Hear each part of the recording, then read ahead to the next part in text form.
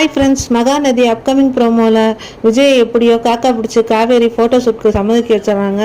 அதை ராகினி பார்த்துக்கிட்டே இருக்கிறா. அவங்க தாத்தா வெளில வந்தானே, என்னம்மா பண்ணிக்கிட்டு இருக்க அப்படின்னோடனே, இங்கே பாருங்க தாத்தா, இப்போ உங்கள் பேரனை வச்சு ஒரு ஃபோட்டோ ஷூட் எடுக்க போகிறேன் அப்படின்னு சொன்னோன்னே, சரி சரி சரி நீ நடத்து, அவனுக்கு தெரிஞ்சவனை கொன்னே போட்டுரும் அப்படிங்கிறாரு தாத்தா.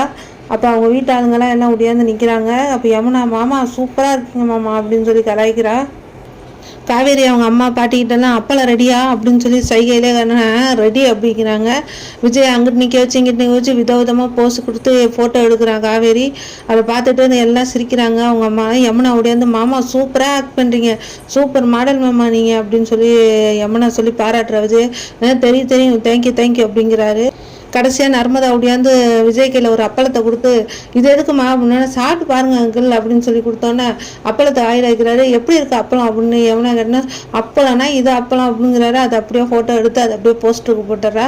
விஜய் ஜாக்கிங் போயிட்டு இருக்காரு. அப்போ எல்லாரும் இவரையே திரும்பி பார்த்துட்டு, இவர் அங்கே இருந்தவர்ல அப்படின்னு பேசிட்டு போகிறாங்க.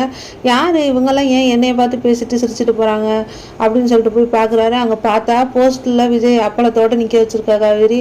போஸ்டரை கிழிச்சிட்டு போய், ஏய் காவேரி என்ன பண்ணி வச்சிருக்க நீனு, எனக்கு தெரியாம என்னையே விளம்பர போஸ்ட்டுக்கு எடுத்திருக்கியா நீனு அப்படின்னு திட்டுறாரு. பஸ் போஸ்டர் எப்படி சூப்பராக இருக்குல்ல, சூப்பராக, இதை விட யாருமே இப்போ மாடலாக நடிக்கவே முடியாது பஸ், சூப்பராக நீங்கள் அட்வர்டைஸ்மெண்ட்டுக்கு போகலாம் பாஸ் அப்படின்னு திரும்ப சொன்னேன். அதோட இந்த ப்ரோமோ முடிஞ்சிருக்கு. வீடியோ பிடிச்சிருந்தா சப்ஸ்கிரைப் பண்ணுங்கள். தேங்க்யூ.